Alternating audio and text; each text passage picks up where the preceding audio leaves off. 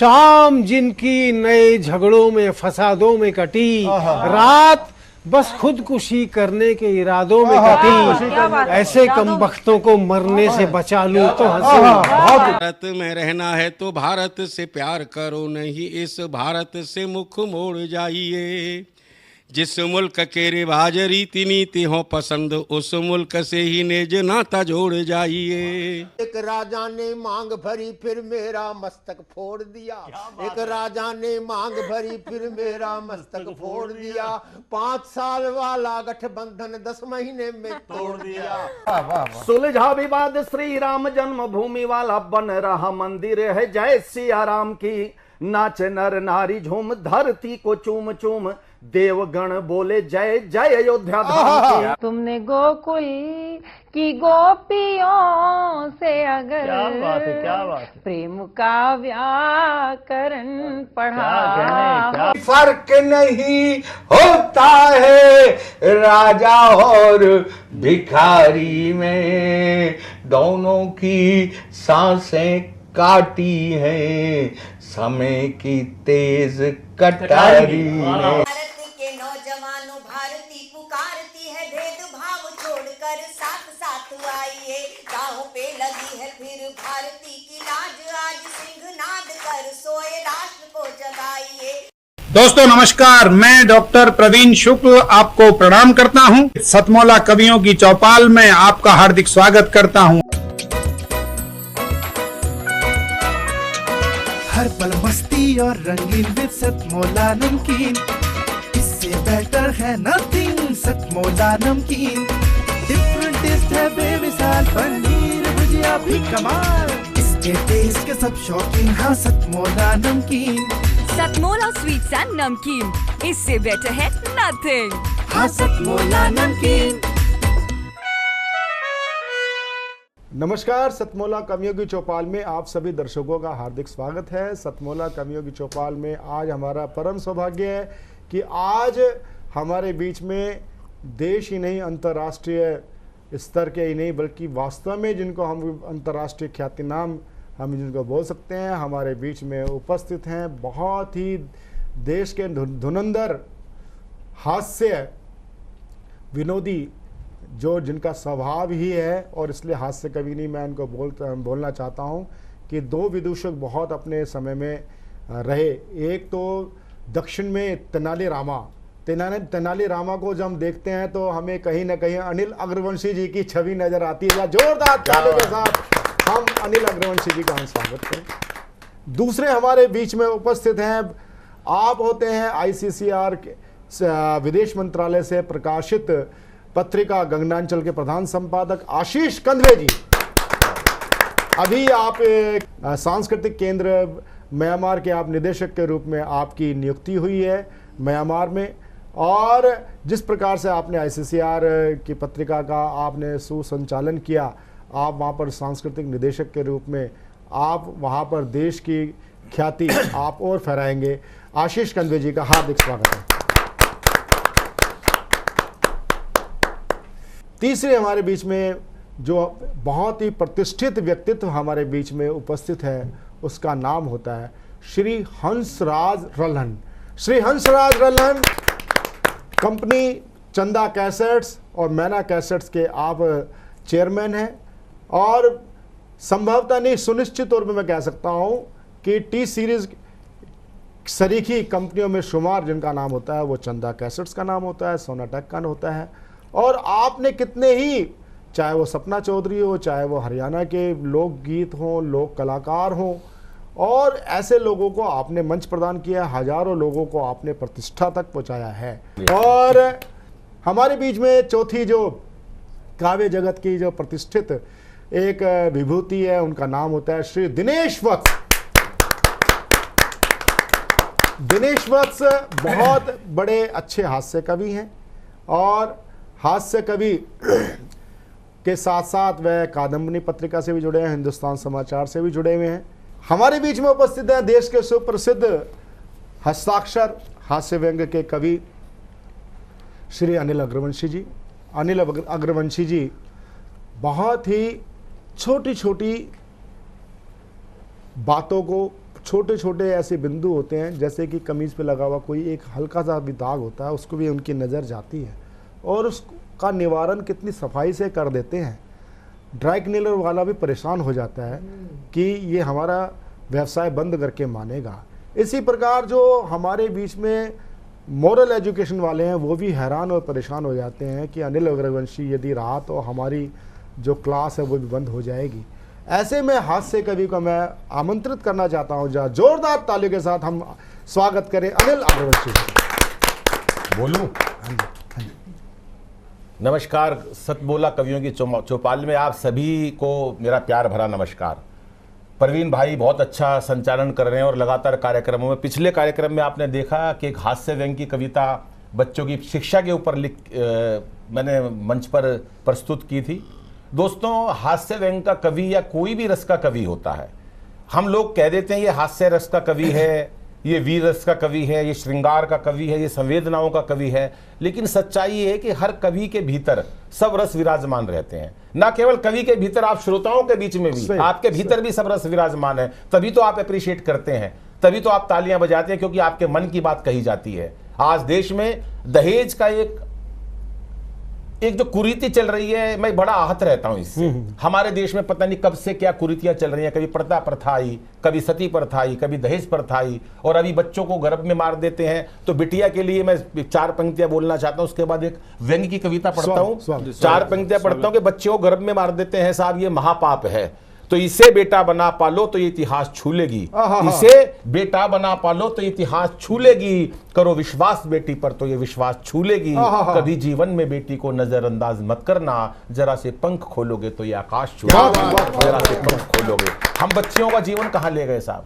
लेकिन कभी किसी ने कल्पना की है कि बच्चियों को क्यों लोग मार देते हैं? हालांकि वो अपराध है, किसी भी स्थिति में अपराध है, लेकिन बच्चियों के साथ भी तो जब इतना अत्याचार होता है, चाहे वो उनको बचपन से लेकर, 1-2 पंक्तियां मैंने लिखी थी, एक संस्था ने उसको हाईलाइट भी कर रखा, वो उनका मेन नारा है कि नारी की सुरक्षा हो, हर पहलू पे रक्षा हो। कौन सा पहलू? बचपन से लेकर जब तक वो नारी आती है उसको यही प्रताड़ना दी जाती है साहब।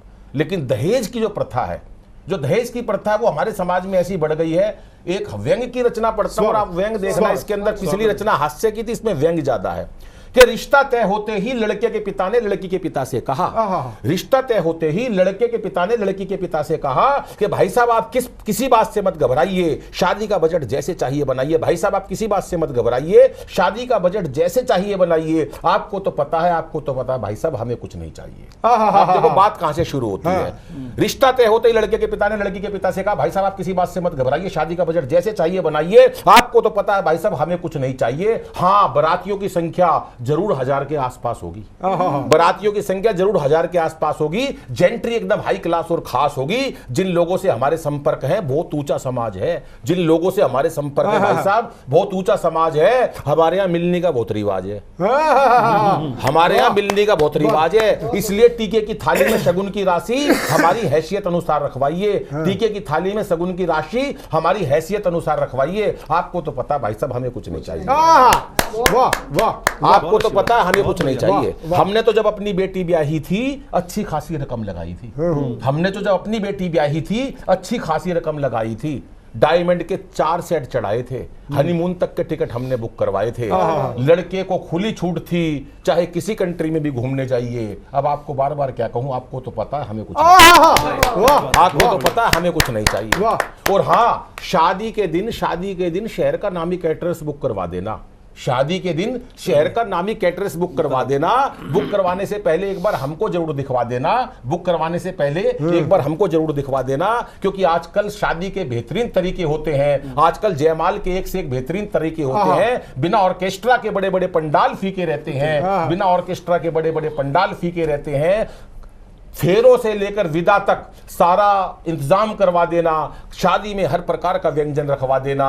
और हाँ, पार्किंग शायद बैलेट वाली ठीक रहेगी, पार्किंग बैलेट वाली ठीक रहेगी। 7 सीटर कोई भी गाड़ी किसी कंपनी की भी चलेगी, 7 सीटर कोई भी गाड़ी किसी कंपनी की भी चलेगी। आखिर कौन नहीं चाहता हमारी बेटी खुश रहे, इसलिए आप भी ये जरूरी रस्में निभाइए। अब बार बार क्या कहूं गुप्ता जी, आपको तो पता है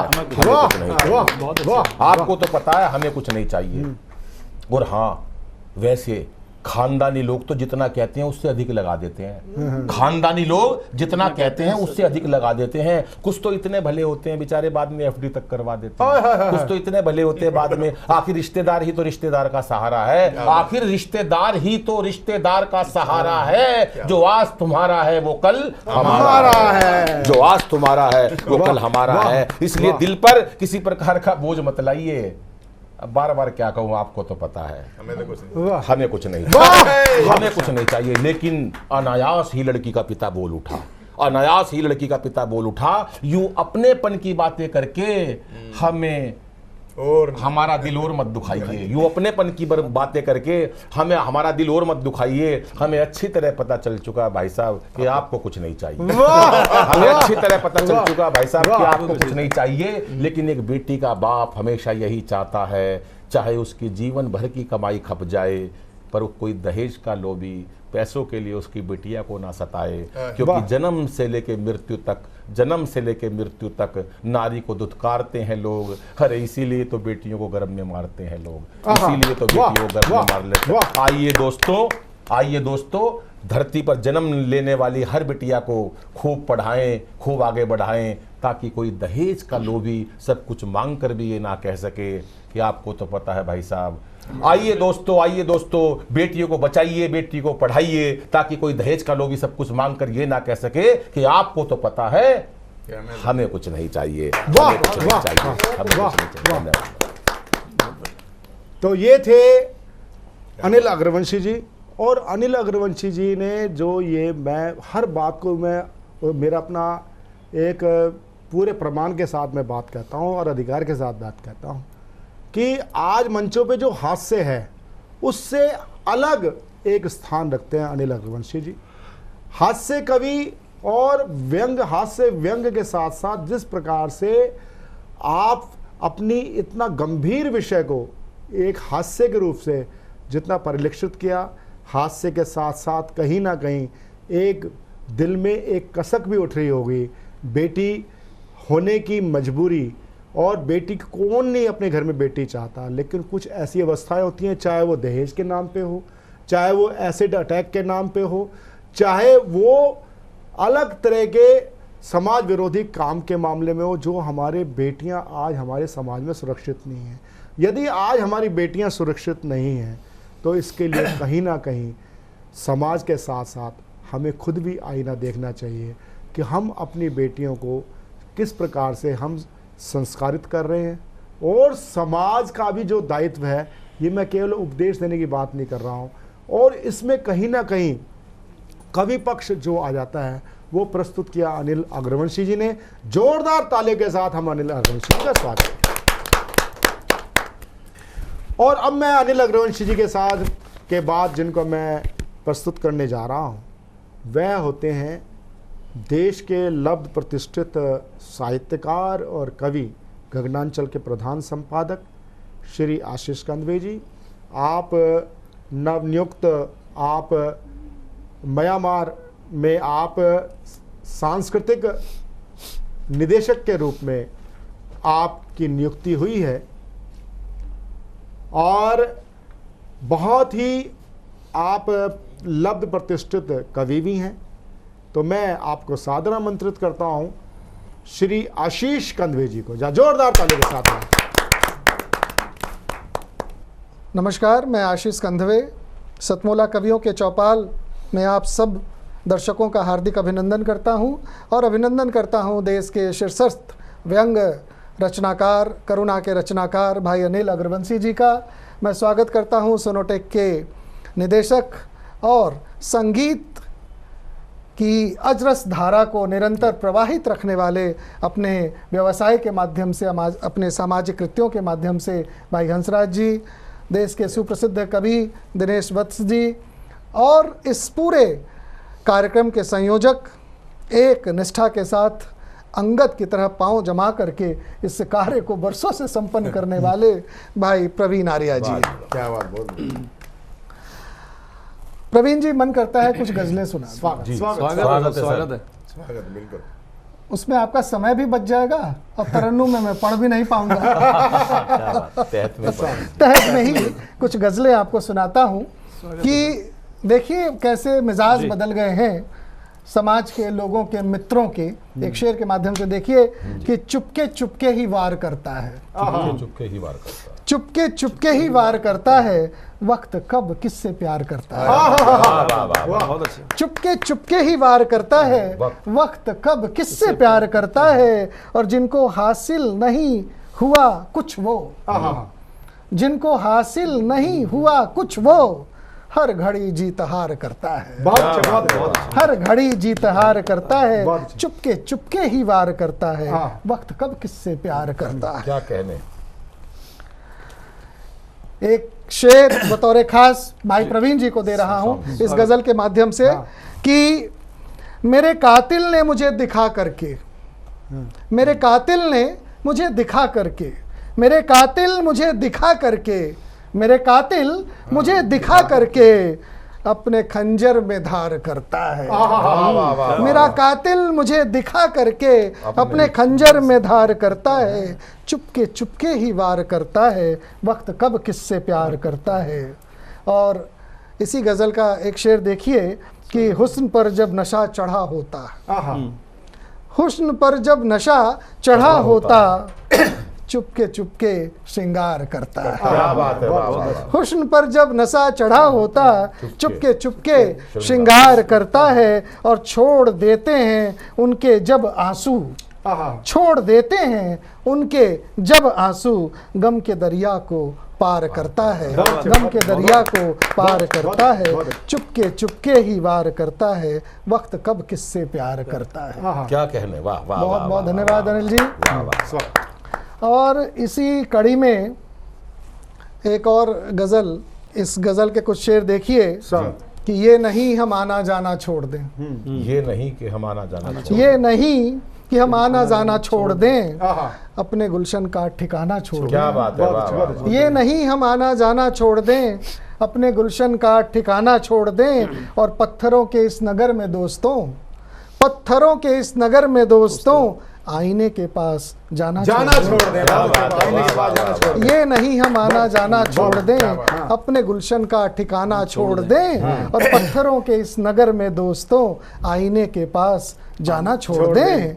और रास्ते में है कई मुश्किलें तो क्या, रास्ते में हैं कई मुश्किलें तो क्या, दोस्तों के घर भी आना जाना छोड़ दें। क्या बात है आशीष भाई, वाह वाह। दोस्तों के घर भी आना जाना छोड़ दें। और फन नहीं आता हमें छल छद्म का, दिनेश भाई, कि फन नहीं आता हमें छल छद्म का, क्या हुआ डरकर जमाना छोड़ दें। क्या हुआ डरकर जमाना छोड़ दें। आप कहकर भी कभी आते नहीं, आप कहकर भी कभी आते नहीं, कम से कम अब तो बहाना छोड़ दें। ये नहीं हम आना जाना छोड़ दें, अपने गुलशन का ठिकाना छोड़ दें। पत्थरों के इस नगर में दोस्तों, आईने के पास जाना छोड़ दें।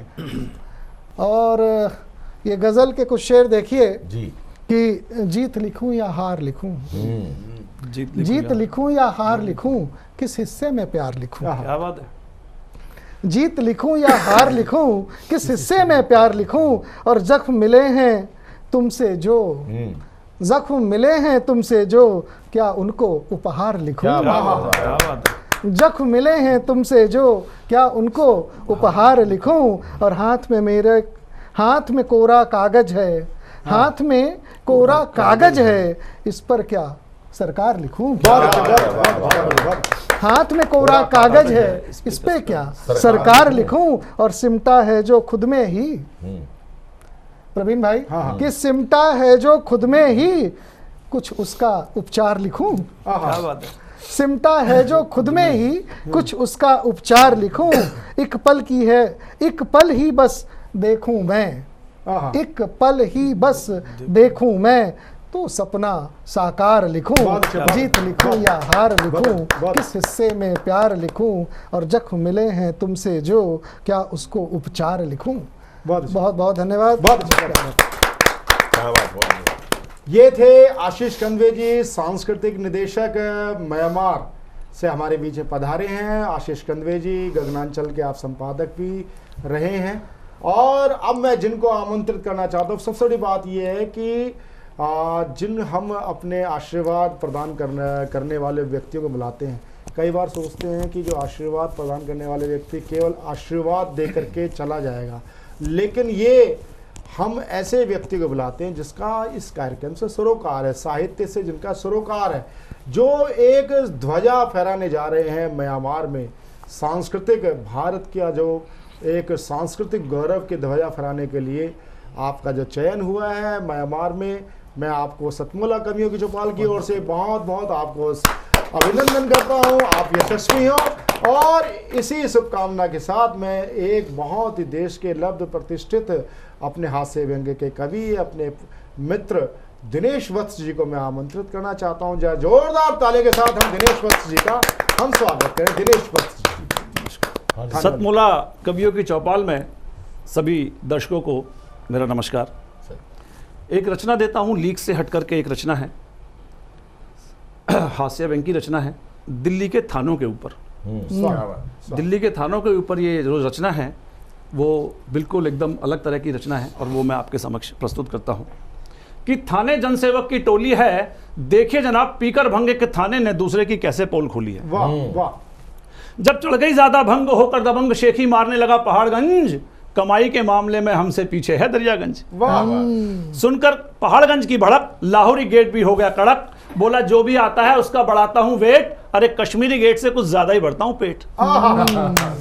क्या बात है कि कश्मीरी गेट से कुछ ज्यादा ही बढ़ता हूं पेट, जब बात आई पेट की रुक नहीं सका ओखला, जब बात आई पेट की रुक नहीं सका ओखला, कहने लगा बड़े बड़े इंडस्ट्रियलिस्ट को कर दिया हमने खोखला। बहुत अच्छे, बहुत अच्छे। झूमती डगर नशे में था मुखर्जी नगर, बोला सबको कर दूंगा डाउन, अबे सट्टेबाजों का बाप है मॉडल टाउन। बहुत अच्छे, बहुत अच्छे। आपके लिए नहीं कहा है मैंने, आप ठीक है आप रहते हैं, मैंने आपके लिए नहीं कहा है। अबे सट्टेबाजों का बाप है मॉडल टाउन, सपोर्ट मिलने पर महल से निकल चांदनी ने ली अंगड़ाई, सपोर्ट मिलने पर महल से निकल चांदनी ने ली अंगड़ाई, और पड़ोसी थाने नवी करीम से आंख लड़ाई, कहा मार्केट में कमला को नचाता है फिर भी पैसा ना लेने की कसम खाता है। इनकी सुनकर तिलक मार्ग बोला सबकी कमाई में हरकत है, मंदिर की कमाई में बरकत है। सबकी कमाई में हरकत है, मंदिर की कमाई में बरकत है। मंगोलपुरी, सुल्तानपुरी, जहांगीरपुरी, सीमापुरी ने भंग के ऊपर पीली थैली और अपनी जबान खोली, हमसे ज्यादा धंधा कराती है कोतवाली, हमसे ज्यादा धंधा कराती है कोतवाली। बहुत अच्छे, बहुत। और एक उपमा देखिएगा कि धरकर रूप चंडी का कालकाजी गुर्राई, गांधी पटेल लाजपत मालवीय नगर, तुम भी भटक गए अपनी डगर, तोड़ दिए सारे आदर्श उसूल, जानती हूं कहां से करते हो हफ्ता वसूल। सदर बाजार ने करोल बाग पर फिक्रा कसा, नशे में हूं बेटे आज तू मेरे चुंगल में फंसा। इनकी सुनकर मॉरिश नगर जोर से हंसा, हंसते हंसते उसकी सारी उतर गई, बोला कुछ ही थाने तो है मलाईदार, हम तो एक कोने में पड़े हैं बेकार। कुछ ही थाने तो है मलाईदार, हम तो एक कोने में पड़े हैं बेकार। सोच समझ कर बोलो गधे और घोड़ो, सबको एक तराजू में मत तोलो। कुछ थाने वसूलते हैं व्यापारियों से पत्ती, वत्स अपनी तो किस्मत में लिखी है अफसरों की दुलत्ती, अफसरों की दुलत्ती। बहुत बढ़िया। तो ये थे हमारे प्रिय मित्र दिनेश वत्स जी, बहुत अच्छे एक पत्रकार हैं, प्रखर पत्रकार के साथ साथ कवि भी हैं। बहुत ही मैं उनका हार्दिक साधुवाद करता हूँ थाने वाली रचना के लिए, और क्रिकेट के द्वारा आपने नमों की बात की। मैं आमंत्रित करता हूँ श्री हंसराज रल्हन जी को। हंसराज रल्हन जी आज हमारे साथ जुड़ रहे हैं, और ये एक प्रमाण है जिनके हम लेते हैं वो चिरकाल के लिए होता है। जैसे सतमोला के साथ हमारा संबंध 19 वर्ष से अधिक का हो चुका है, आपका हमारा संबंध चाहे 2-3 वर्ष का हो, लेकिन आपका भी हमारा संबंध जीवन पर्यंत रहेगा। अनिल भाई तो हमारे इस कार्यक्रम के एक जिसको बोलते हैं ना रक्त प्रवाह करने वाले, हमारे एक पूरा नाड़ी तंत्र है सतमोला कवियों की चौपाल का साहित्य सरगम। तो मैं आमंत्रित करता हूँ आशीर्वाद देने के लिए श्री हंसराज रल्हन जी। जोरदार ताली के साथ हम हंसराज रल्हन जी का बहुत बहुत धन्यवाद प्रवीण आर्य जी। मैं साधना टीवी का और हमारे जो सतमोला कवियों की पूरी टीम है, इन कवियों को भी। और आज हमारे आप जानते हैं अंतर्राष्ट्रीय कवि सभी आए, और मेरे अनिल भाई, छोटे अग्रवंशी जी, इतने अच्छे इन्होंने प्रोग्राम करते हैं, हमेशा आप देखते रहते हैं। सभी अच्छे कवि आज मिले, बहुत अच्छे कवि, मुझे बहुत अच्छा लगा। और साहित्य सरगम का मैं भी वाइस प्रेसिडेंट हूँ। और भाई ने जैसे आर्य जी ने कहा है कि जो भी यहाँ पे कवि, मैं तो कहता हूँ सभी ने अच्छी कविता की, मैं तो सभी का ही स्वागत करता हूँ। जब भी आए सोनाटेक में हम सबका ही करने को तैयार रहेंगे। बाकी जो आप दोनों बैठे हैं, जो आप जिसके विषय में कहेंगे मैं उसी का ही, आप ऑडियो वीडियो जो भी तैयार करना चाहें हमारे यहाँ पे निःशुल्क कर सकते हैं, और आप सबका स्वागत रहेगा। इतने मीठे मीठे कवि थे, मैं बताऊँ आपको अनिल जी, एक बारी एक मीठे कवियों की वजह से बता रहा हूँ, मीठी मीठी कविताएँ करी। तो गुड़ चला गया भगवान के पास। गुड़ कहता है भाई मेरे को शिकायत है, आप मेरी शिकायत दूर करो। भगवान बोला अभी तेरे को क्या शिकायत है, गुड़ को क्या शिकायत हो सकती है? मेरे को शिकायत है, सबसे ज़्यादा मुझे शिकायत है। कहते क्या शिकायत है? भाई जो भी देखता है मुझे खाने को आता है, जो मुझे देखता है खाने को आता है। भगवान ने कहा थोड़ा साइड में खड़ा होकर बात कर, मेरा भी दिल कर रहा है भाई। एक गांव, मैं भिवानी का हूँ, भिवानी डिस्ट्रिक्ट का, तो एक मेरे गांव का आदमी यहाँ प्रगति मैदान में आ गया, तो उन्होंने देखा मेला लगा हुआ था, तो उसमें एक बहुत अच्छी फ़ोटो लगी हुई थी। फ़ोटो लगी हुई थी, उस पर एक बुजुर्ग आदमी की फ़ोटो थी, बूढ़े आदमी की फ़ोटो थी, बुजुर्ग आदमी की फ़ोटो थी, और घोड़े पे था, और साथ में उन्हें बंदूक ले रखी थी। तो उसको बहुत प्यारी लगी, बहुत अच्छी लगी फ़ोटो। तो उन्हें सोचा ये फ़ोटो ले जाएँ, घर में लगाऊंगा, बड़ा अच्छा लगेगा, गाँव वालों को दिखाऊँगा सबको। तब उन्हें फ़ोटो वाले से पूछा भाई फ़ोटो कितने की है?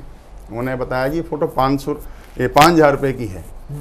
उन्हें जेब में देखा 5,000 रुपये की, तो उन्हें हाथ सारी जेब टटोली, तो उन्हें देखा तो उसके जेब में 4500 रुपये निकले। उन्हें बड़ी रिक्वेस्ट करी दुकानदार को, भाई ये फ़ोटो दे दे, मुझे बहुत पसंद है, मैं गाँव में लगाऊंगा। उन्हें दी नहीं उसको, और मन में बड़ा उसको दुख हुआ। जब वो एक हफ्ते बाद एक मित्र के घर गया, तो उन्हें देखा कि वही फ़ोटो उसके ऊपर वहाँ पे घर पे लगी बैठक में। उन्हें देखा फ़ोटो वही है, तो ये तो वहीं से आई होगी फ़ोटो शायद। उन्हें पूछा उसे, भाई आपकी ये फ़ोटो आपने कहाँ से ली? उन्होंने कहाँ से ली? ये तो मेरा दादा है भाई। मेरा दादा है, गांव में पहले हमारे घुड़सवार थे, घोड़े थे हमारे, मेरे दादा को शिकार का बहुत शौक था, ये मेरे दादा की फ़ोटो है। वो बोला भाई बात सुन ले, 500 रुपये कम रहेगी ना तो मेरा दादा होता।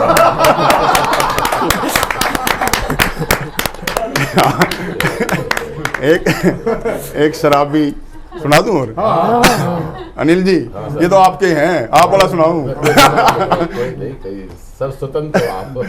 एक शराबी, आप देखते हो शराबी, और ऐसे बताऊं आपको, शराबी के बारे में जितना बुरा बताया जाए इतना बुरा होते नहीं, इतने बुरे बहुत सच्चे दिल के, साफ दिल के होते हैं। भारत सरकार का रेवेन्यू वही जनरेट करते हैं। एक शराबी दूसरी मंजिल से नीचे गिरा तो 5-7 आदमी दौड़ के आए, भी कौन गिरा है?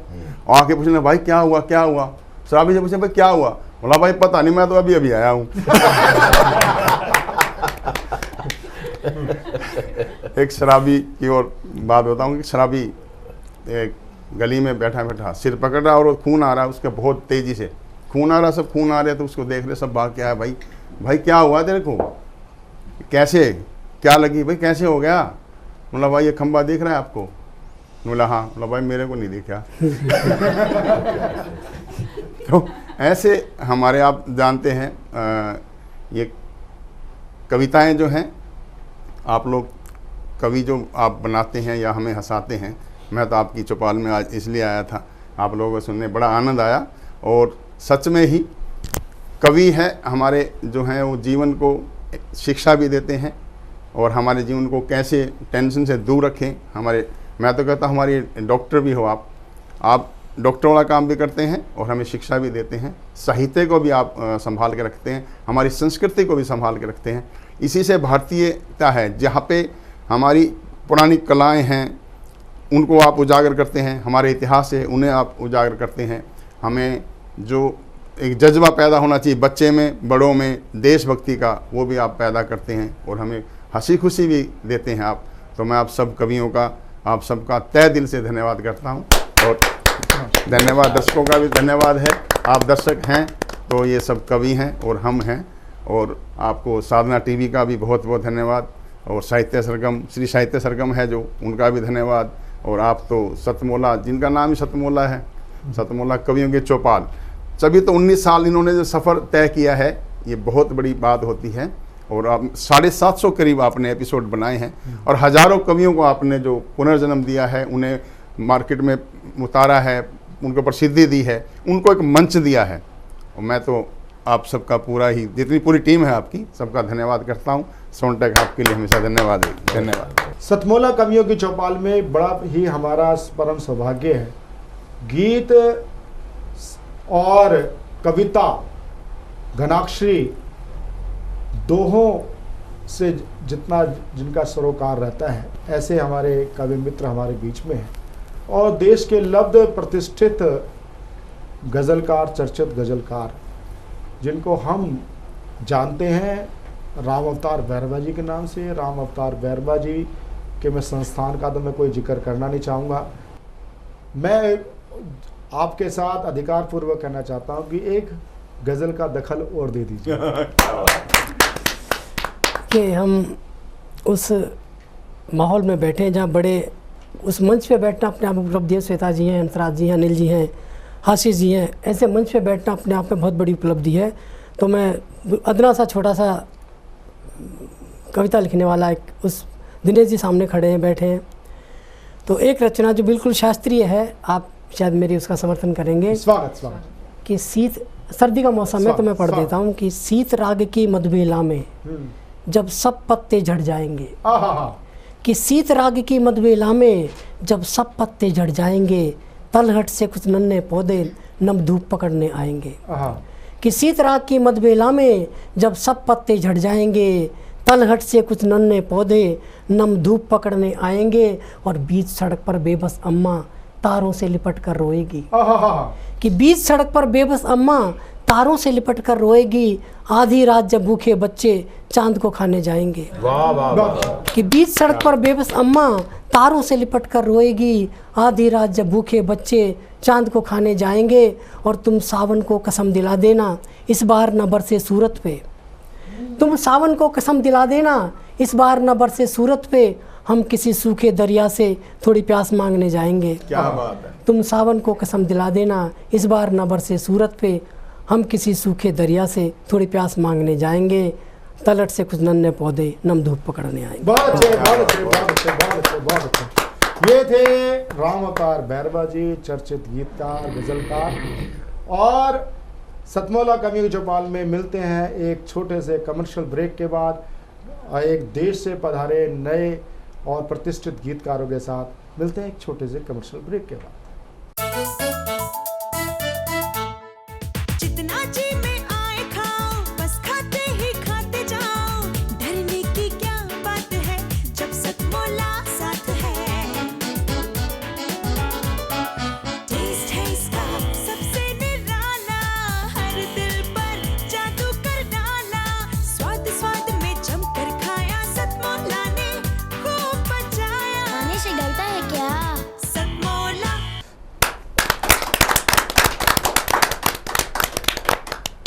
अंतराल के बाद में एक बार आपका फिर से स्वागत है सतमोला कवियों की चौपाल में। अभी हम देश के शीर्षस्थ कवियों को सुन रहे थे, उनकी हास्य भरी कविताएं सुन रहे थे, उनके संदेशों को सुन रहे थे, और अब उसी के साथ में सतमोला ने आज नए नवांकुरों को फिर से आपके बीच में सजाया हुआ है। उनमें सबसे पहले मैं बुलाना चाहता हूँ आगरा से पधारी हुई मीनाक्षी शर्मा जी को, जो कि गज़लों के माध्यम से आज हम सब लोगों को इस महफिल का लुत्फ देंगी। मैं मीनाक्षी शर्मा जी को बुलाना चाहता हूं कि वो आए और अपनी गज़ल के माध्यम से ईश्वर की भक्ति को पूरा करके आज इस कार्यक्रम को आगे की ओर ले जाएं। एक जोरदार ताली। नमस्कार जी, मैं मीनाक्षी शर्मा मनस्वी आगरा से सतमोला कवियों की चौपाल में सभी उपस्थित मनीषियों का प्रणाम करती हूँ और एक भक्तिमय प्रेममय गज़ल आप सभी के समक्ष निवेदित करती हूँ। इसके भावों के साथ जुड़ने की कोशिश कीजिएगा। स्वागत है। कभी मैं राह जो भटको तो तुम आवाज दे देना। क्या बात है। कभी मैं राह जो भटको तो तुम आवाज दे देना, मेरे गीतों की शौखी को तुम अपना साज दे देना। वाह वाह वाह वाह, क्या बात। हो तेरे बिन मैं कुछ ऐसे ही के जैसे मीन जल के बिन, हो तेरे बिन मैं कुछ ऐसी ही के जैसे मीन जल के बिन, मेरे ख्वाबों ख्यालों को नया अंदाज दे देना। क्या बात है, वाह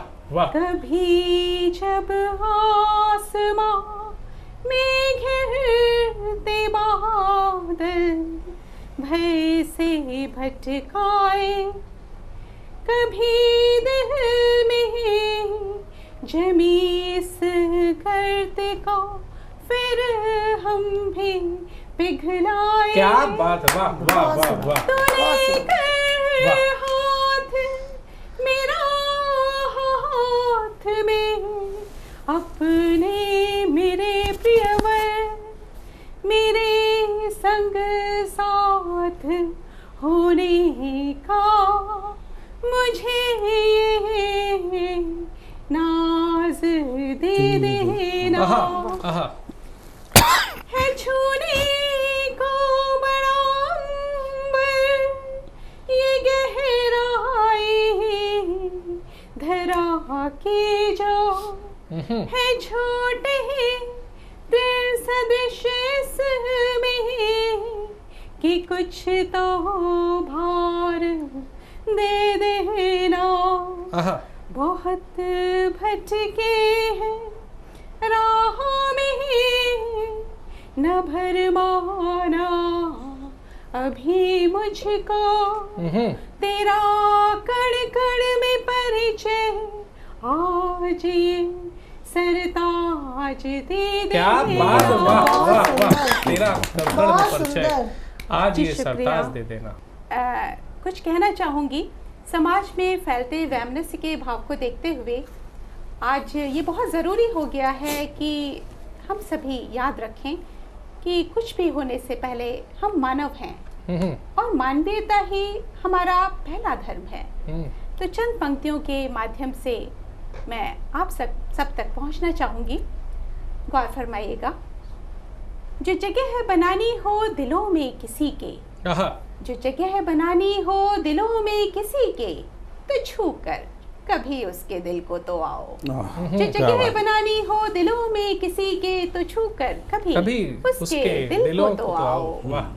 जो एहसास लगने लगे सूखने तो, जो एहसास लगने लगे सूखने तो, रिश्तों में नरमी से उनको भिगाओ। क्या बात है। जो एहसास लगने लगे सूखने तो, रिश्तों में नरमी से उनको भिगाओ। ये परतें बड़ी मैल की हो गई हैं, ये परतें बड़ी मैल की हो गई हैं, कुछ को मैं हटाऊं तो कुछ तुम हटाओ। क्या बात है। जो जज्बात दिल के न कभी कह सके हम, जो जज्बात दिल के न कभी कह सके हम, उनको भी सुनने का जज्बा दिखाओ। क्या बात है, क्या बात है, क्या बात, क्या बात। कुछ जगह है खाली मेरे दिल में बाकी, कुछ जगह है खाली मेरे दिल में बाकी, कुछ दिल में तुम अपने जगह तो बनाओ। कुछ जगह है खाली मेरे दिल में बाकी, कुछ दिल में तुम अपने जगह तो बनाओ। रह लेंगे एक दूजे के दिल में खुशी से, रह लेंगे एक दूजे के दिल में खुशी से। एक दीप मैं जलाऊं तो एक तुम जलाओ। क्या बात, क्या बनानी हो दिलों में किसी के, तो छू कर कभी उसके दिल को तो आओ। क्या बात, छू कर कभी उसके दिल को तो आओ।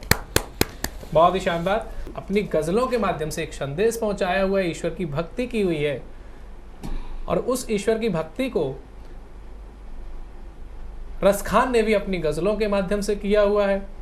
आपने जो दीपक जलाने की बात की हुई थी, हाल ही में हमने जब पूर्व प्रधानमंत्री स्वर्गीय अटल बिहारी वाजपेयी जी का जब जन्म दिवस मनाया तो उनकी पंक्तियों को हर किसी ने याद किया, हर मन ने याद किया और कहा आओ फिर से दिया जलाएं। तो कहीं ना कहीं आपके इन शब्दों से, आपकी इस अभिव्यक्ति से हमको आनंद की जो अनुभूति हुई है, वह आनंद की अनुभूति हमको ले जाना चाहती है प्रयागराज से पधारे हुए आनंद श्रीवास्तव की तरफ। और मैं बुलाना चाहता हूँ आनंद श्रीवास्तव को कि वो आए और अपने कविता पाठ से इस क्रम को आगे की ओर ले जाएं। बहुत बहुत धन्यवाद। समय का अभाव है। पहली बात तो मैं बहुत आभार प्रकट करना चाहता हूं कि सतमोला की टीम में मुझे शामिल किया गया। समय के अभाव को देखते हुए सिर्फ 2 मुक्तक और श्रृंगार का एक गीत है।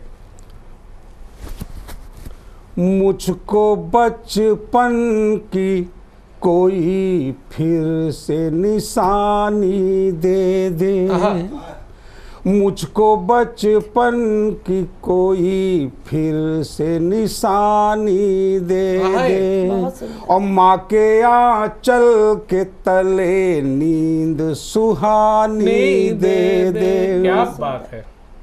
फिर से ले चल मुझे मिट्टी के उसी आंगन में, और फिर से ले चल मुझे मिट्टी के उसी आंगन में, और चंदा मामा की वही प्यारी कहानी दे दे। बहुत सुंदर। एक मुक्तक और।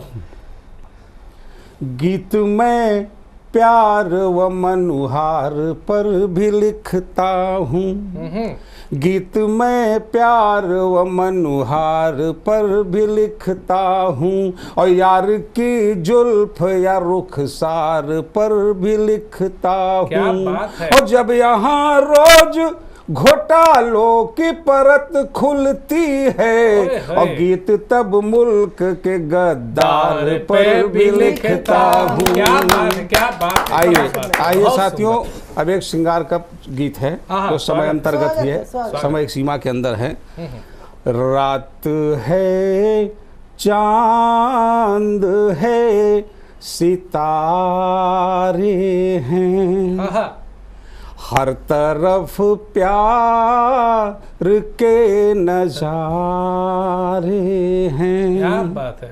और तुम कहाँ खो गए फिजाओं में, मुंतजिर हम फकत तुम्हारे हैं।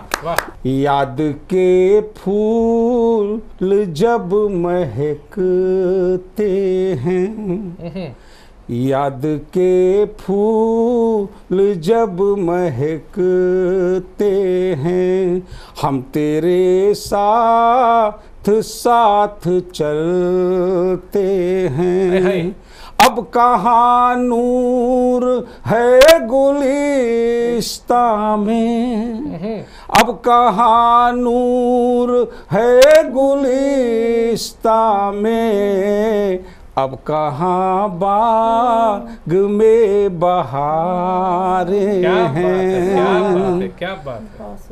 अब के सावन उमड़ के बरसा है, अब के सावन उमड़ के बरसा है, मन मेरा भी बहुत ही तरसा है।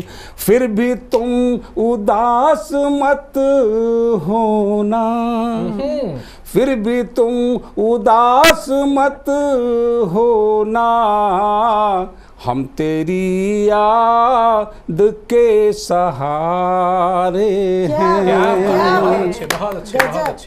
रंग गुलशन में जब बिखरते हैं, रंग गुलशन में जब बिखरते हैं, और फूल जब वादियों में खिलते हैं, तब तुम दिखते हो गुंचे गुंचे में, तब तुम दिखते हो गुंचे गुंचे में, पत्ता पत्ता तुम्हें पुकारे हैं। अंतिम बंद है साथियों।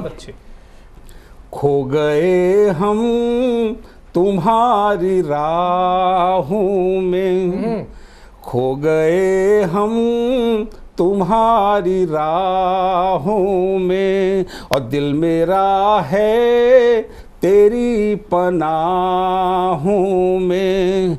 अब ये दुनिया कहे जो कहे ना है, अब ये दुनिया कहे जो कहे ना है, तुम हमारे और हम तुम्हारे हैं। रात है चाँद है सितारे हैं, हर तरफ प्यार के नजारे हैं। तुम कहाँ खो गए फिजाओं में, मुंतजिर हम फकत तुम्हारे हैं। धन्यवाद। बहुत ही शानदार धन्यवाद।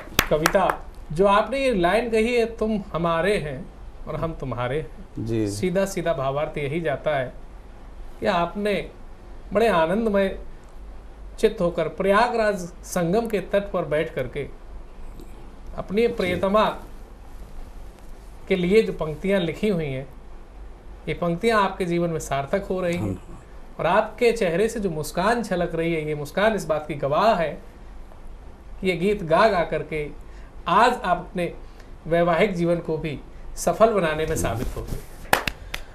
और आनंद जी की इन पंक्तियों से जुड़ने के बाद में मैं जुड़ना चाहता हूँ हमारे बीच में उपस्थित देश की एक लाडली बेटी, जो कि आज अपने कविताओं के माध्यम से, गीतों के माध्यम से दिलों को छू रही हैं। सर्वेश सुमन जी को मैं आमंत्रित करता हूं कि वो आए और अपने काव्य पाठ से आज के इस काव्य बेला को आगे की ओर ले जाए। नमस्कार। सतमोला कवियों की चौपाल में मुझे पुनः मेरे आने पर, आपके बुलाने पर मैं बहुत बहुत अपने आप को सौभाग्यशाली समझती हूँ। आप लोगों की बहुत बहुत आभारी हूँ। स्वागत है।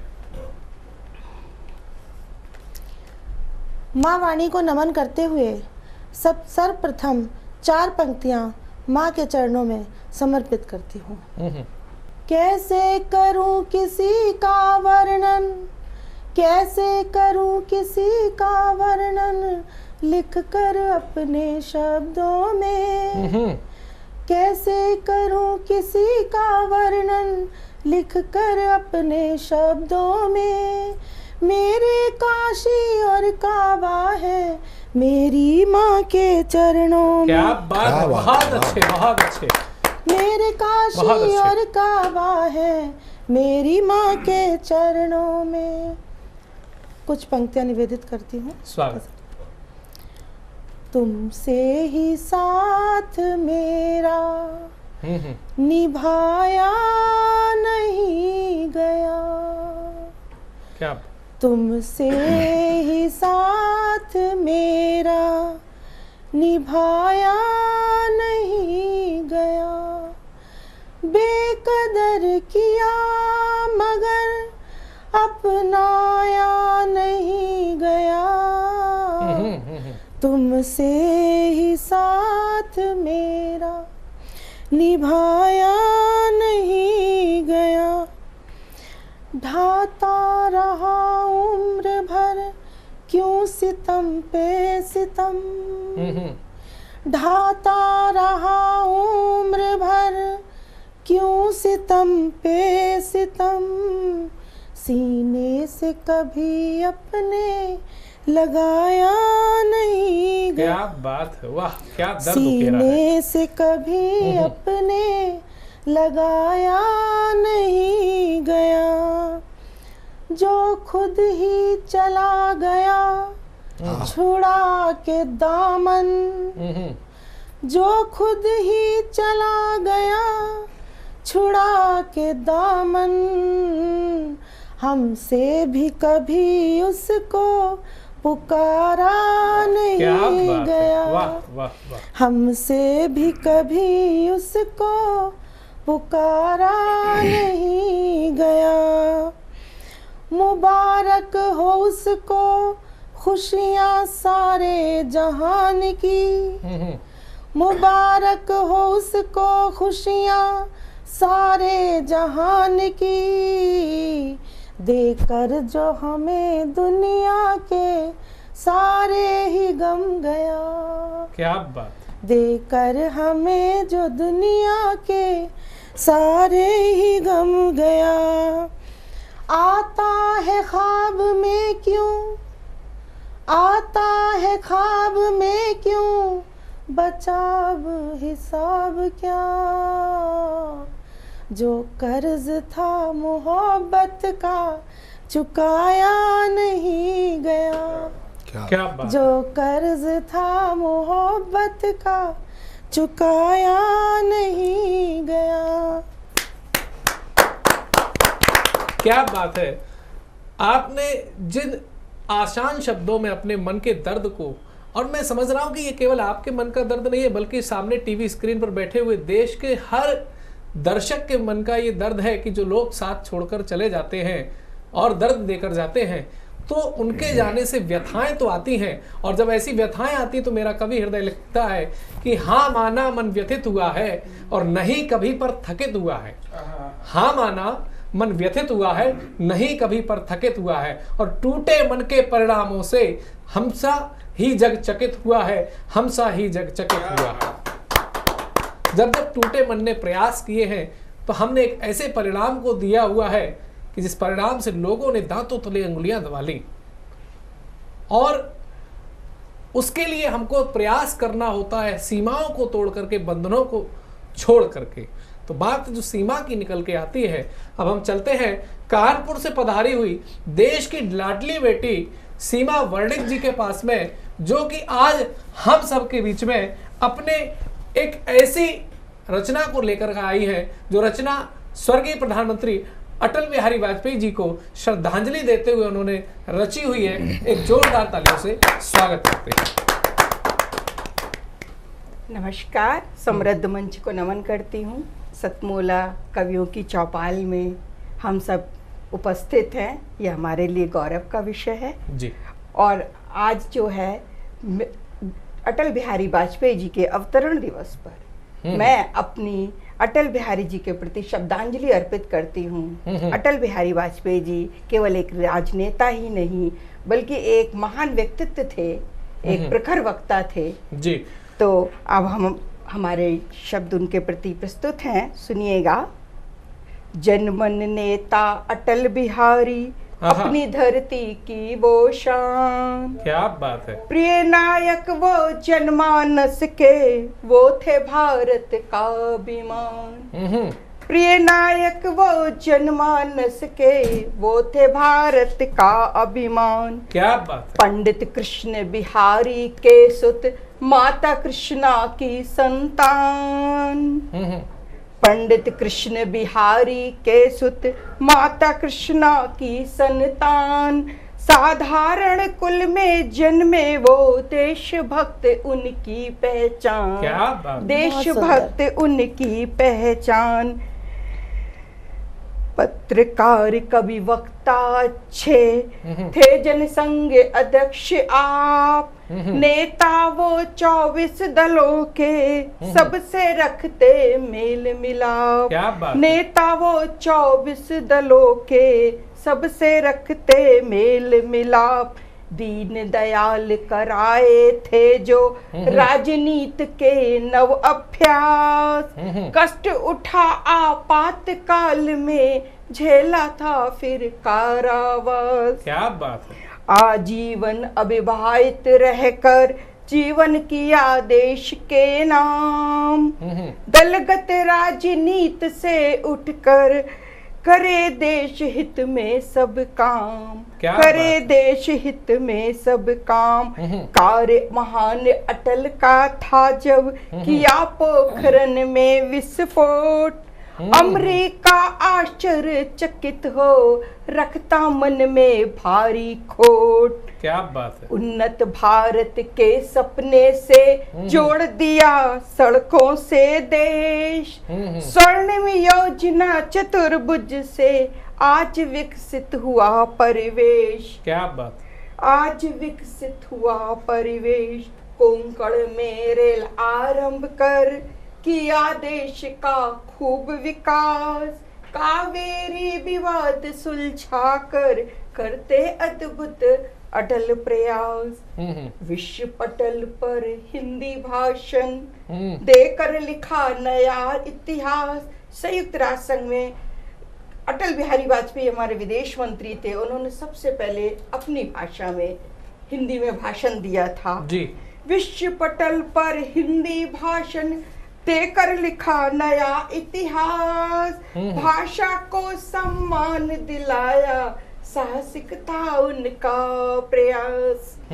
51 कविताएं सुंदर, ये उनका काव्य संग्रह था। 51 कविताएं, 51 कविताएं सुंदर, देती जीवन का वो सार, पूर्ण समर्पित जीवन उनका, सादा जीवन उच्च विचार। बहुत सुंदर। आजादी का देख सवेरा, भूले कष्ट भरी वो शाम, 4 दशक तक सेवा करके दर्ज कराया अपना नाम। बैठे प्रधानमंत्री पद पर, जीता जनता का विश्वास, भारत रत्न सुशोभित जग में गौरवशाली दिव्य प्रवास। बहुत अच्छे, बहुत अच्छे, बहुत अच्छे। सीमा वर्णिक जी, आपने कहीं ना कहीं अटल जी के विषय में जो ये पंक्तियां लिखी हुई हैं, ये पंक्तियां उनके विषय में बहुत कुछ कह रही हैं। और अटल जी के बारे में सिर्फ एक चीज मुझे याद आती है कि अटल जी एक ऐसा व्यक्तित्व थे कि वो जिस जगह से जुड़ते थे, चाहे उनका ग्वालियर से जुड़ाव रहा हो, चाहे उनका आगरा से जुड़ाव रहा हो, चाहे कानपुर से शिक्षा दीक्षा का जुड़ाव रहा हो, चाहे लखनऊ से चुनाव लड़ने का जुड़ाव रहा हो, या देश के अंदर राजनीति करने का जुड़ाव रहा हो, विदेश में देश को प्रदर्शित करने का जुड़ाव रहा हो, हर जगह उन्होंने एक ऐसी छाप छोड़ी जो आज भी लोगों के हृदय पर विराजमान है। और वो एक ही बात कहता है, जो भी व्यक्ति आज उनसे मिला है, उनके बारे में पढ़ा है, वाह अटल वाह। इससे ज्यादा और कोई शब्द ही नहीं वो कह सकता है, क्योंकि इतने भावपूर्ण तरीके से वो लोगों से मिलते थे। अटल जी की बात हो रही है और हमने आज इस उत्तर प्रदेश की बात की, और जब उत्तर प्रदेश की बात की तो रायबरेली से हमारे बीच में परमहंस मौर्य अपनी गजल को लेकर के आ रहे हैं। मैं बुलाता हूं आप सबके एक जोरदार तालियों से परमहंस मौर्य जी को। स्वागत है। नमस्कार, मैं परमहंस मौर्य, गीतकार शायर, रायबरेली उत्तर प्रदेश से गजल के कुछ शेर प्रस्तुत करता हूँ। ये मुसाफिर किधर जाते हैं, ये मुसाफिर किधर जाते हैं, कुछ इधर तो कुछ उधर जाते हैं। ये मुसाफिर किधर जाते हैं, कुछ इधर तो कुछ उधर जाते हैं। सारा दिन चाहे जहां भटकते रहते हैं लोग, सारा दिन चाहे जहां भटकते रहते हैं लोग। शाम होते ही सब अपने घर जाते हैं, शाम होते ही सब अपने घर जाते हैं। जो हिम्मत से काम लेते हैं वो मंजिल पाते हैं, जो हिम्मत से काम लेते हैं वो मंजिल पाते हैं। नाकामयाब तो वो होते हैं जो डर जाते हैं, नाकामयाब तो वो होते हैं जो डर जाते हैं। कोई कितना भी अपने आप को शहंशाह समझता हो, कोई कितना भी अपने आप को शहंशाह समझता हो, समय की मार से सब सुधर जाते हैं, समय की मार से सब सुधर जाते हैं। जिंदगी सूनी सूनी सी लगे, सूनी सूनी सी जवानी लगे। जिंदगी सूनी सूनी सी लगे, सूनी सूनी सी जवानी लगे। भर सका ना ख्वाहिशों का पन्ना, किताबों की अधूरी कहानी लगे। भर सका ना ख्वाहिशों का पन्ना, किताबों की अधूरी कहानी लगे। मुकद्दर रूठा तो इतनी बेरहमी से रूठा, मुकद्दर रूठा तो इतनी बेरहमी से रूठा कि शरबत भी खारा पानी लगे। मुकद्दर रूठा तो इतनी बेरहमी से रूठा कि शरबत भी खारा पानी लगे। शादी की चिंता माँ बाप को इतना घेर लेती है, शादी की चिंता माँ बाप को इतना घेर लेती है कि 10 साल की बिटिया भी सयानी लगे। शादी की चिंता माँ बाप को इतना घेर लेती है कि 10 साल की बिटिया भी सयानी लगे। पहचानने वाले तो आहट से पहचान जाते हैं, पहचानने वाले तो आहट से पहचान जाते जाते हैं। भुलाने वालों के लिए तो जानी पहचानी सूरत भी अनजानी लगे। भुलाने वालों के लिए तो जानी पहचानी सूरत भी अनजानी लगे। ये दो गजल सुनने के बाद में मैं समझता हूं कि जितने स्पीड से आपने इनको पढ़ा हुआ है, ऐसा लग रहा था कि हम अंतिम पड़ाव की ओर आगे बढ़ रहे हैं और दौड़ते जा रहे हैं अपने लक्ष्य की ओर। जितना जल्दी हम दौड़ के पहुंच जाएंगे उतनी जल्दी हम अपने लक्ष्य को पा लेंगे। आपने कुछ इस अंदाज में अपनी गजलों को पढ़ा और जब आप गजल पढ़ रहे थे तो ये लग रहा था कि गजलें वाकई में बहुत स्पीड से पढ़ी जा रही हैं, बहुत तेजी से पढ़ी जा रही हैं, लेकिन उनमें बहुत गूढ़ रहस्य छिपे हुए हैं जीवन के। उसमें बहुत गूढ़ रहस्य छिपे हुए हैं हर व्यक्ति से जुड़े हुए जीवन। अब मैं जुड़ना चाहता हूं भेरूलाल सौराष्ट्री जी से, जो कि अपना एंटीना ले करके आ रहे हैं हम सबके सिग्नल मिलाने के लिए, उसी हास्य विधा में दोबारा पहुंचाने के लिए। एक जोरदार तालियों से स्वागत करते हैं भेरूलाल एंटीना को। स्वागत है। सत सत अभिनंदन करता हूँ भारत माता के चरण और ताज को, और दूसरा नमन करता हूँ विश्व सम्राट महाकाल महाराज को। विश्व सम्राट महाकाल महाराज को। कहीं न कहीं हमारे देश में आज संस्कृति की दुर्गति हो रही है। और क्यों हो रही है? कहाँ हमारे संस्कार छिप जाते हैं कि त्रेता युग में राम हुआ करते थे। त्रेता युग में राम हुआ करते थे तो मर्यादा का पाठ अदा किया करते थे। और त्रेता युग में सीता हुआ करती थी तो मर्यादा पुरुषोत्तम श्री रामचंद्र जी के साथ वनवास जाया करती थी मित्रों। लेकिन आज कलयुग में यह दुर्दशा हो गई है कि रावण, कुंभकर्ण और विभीषण एक जगह बैठते हैं। रावण, कुंभकर्ण, विभीषण एक जगह बैठते हैं और विभीषण रावण से बीड़ी मांगता है। विभीषण रावण से बीड़ी मांगता है और रावण को विभीषण बीड़ी देने से इनकार कर देता है। तो पास में बैठा कुंभकर्ण बोलता है कि विभीषण, अरे भैया बीड़ी मांग रहा, बीड़ी पिलाए ना। उन्होंने कहा बस कर भैया, इसको 10 मुंह है, पूरा बिंडल पी जाएगा। ये हालत हमारे देश की हो गई है। तब मैं निवेदन करना चाहता हूं कि क्यों संस्कार लुप्त हुए हमारे, कि महबूबे खुदा की पहचान नहीं है। महबूबे खुदा की पहचान नहीं है और सीने में अगर किसी के ईमान नहीं है, अरे शैतान है वो, इंसान नहीं है, और वीरान है वो घर जिसमें गीता और कुरान नहीं है। यहाँ हमारे संस्कार खत्म हुए हैं। तब मैं निवेदन करना चाहता हूँ कि माँ करुणामय होती है, माँ ममतामय होती है, माँ दयावान होती है, माँ भाषा का ज्ञान कराती है। माँ शब्द में बहुत बड़ी खासियत है। माँ अजर अमर पावन धरा की शख्सियत है। माँ बहता पानी निर्मल जल की धारा है। माँ वसुंधरा पर अविचल सदी है। माँ के सीने में क्षीर सी गहरी नदी है। माँ एक बच्चे की मनुहार है। माँ है तो जीवन एक त्योहार है। माँ है तो जीवन एक त्योहार है। लेकिन मित्रों, कहीं माँ के अस्तित्व से मैं पिता का अस्तित्व भी कम नहीं समझता हूँ, क्योंकि पिता एक कांच की तरह है, एक बच्चे के पैरों की सतह है। एक बार टूट जाता है तो पुनः नहीं मिलता है। पिता चाहे कौशल्या ने राम को जन्म दिया हो, चाहे कैकेयी ने भरत को राज तिलक किया हो, लेकिन पुत्र के वियोग में मरने वाले, प्रणाम करता हूँ ऐसे पिता दशरथ को, प्रणाम करता हूँ ऐसे पिता दशरथ को। चाहे देवकी ने कृष्ण को जन्मा हो, चाहे यशोदा ने कृष्ण का दुल्हार किया हो, लेकिन मध्य रात्रि में कड़कती बिजली में, यमुना की तेज धार में कृष्ण को अपने कंधे पर बिठाकर यमुना पार कराने वाले, प्रणाम करता हूँ ऐसे पिता वसुदेव को, प्रणाम करता हूँ ऐसे पिता वसुदेव को। चाहे पुत्र मोह में आकर गांधारी ने आंखों की पट्टी खोल ली, अरे पुत्रों के बीच में कुंती भी झूठ बोल ली, लेकिन 100 बाणों की सैया पर सोने वाला, सत्य पर अडिग रहने वाला, पुत्रों के आघात को सहने वाला, सत्य पर अडिग रहने वाला, पुत्रों के आघात को सहने वाला, प्रणाम करता हूँ ऐसे पितामह भीष्म को, प्रणाम करता हूँ ऐसे पितामह भीष्म को। जहाँ पर ये कविता मेरी थोड़ी सी जी मिस हुई थी, लेकिन मैं इन्हीं पंक्ति के साथ 2 लाइन बेटियों के सम्मान में पढ़ना चाहता हूँ। जी स्वागत है। कि बेटी भाषा का ज्ञान कराती है, बेटी भाषा का ज्ञान कराती है, बेटी मर्यादा सिखलाती है, बेटी संस्कार बतलाती है, बेटी वीरता दिखलाती है। लेकिन बेटी बिना वंश नहीं चलता, बेटी बिना कलरव नहीं होता, और जिस घर में बेटी का जन्म नहीं होता उस मनुष्य को अपनी जिंदगी का आधा अनुभव नहीं होता, आधा अनुभव नहीं होता। जय हिंद, जय भारत। बहुत ही शानदार काव्य पाठ रहा भेरूलाल सौराष्ट्री जी आपका, और जो आपसे उम्मीद की गई थी कि आप एक ऐसा एंटीना सेट करेंगे, वाकई में आपने भक्ति से चलते हुए माँ के विषय में जो पंक्तियां कही और माँ से जोड़ते हुए पिता की ओर ले गए, और माता पिता के बाद में जो सबसे जरूरी और सबसे अहम बिंदु रह जाता है वो रह जाता है बेटी। तीनों बिंदुओं पर आपने जो अपने वक्तव्य रखे हुए हैं इस कविता के माध्यम से, मैं समझता हूं कि ये हर मन को छूने वाली पंक्तियां हैं, और आपके इस सार्थक वक्तव्य के कविता पाठ से आज हर व्यक्ति जुड़ा हुआ महसूस कर रहा है।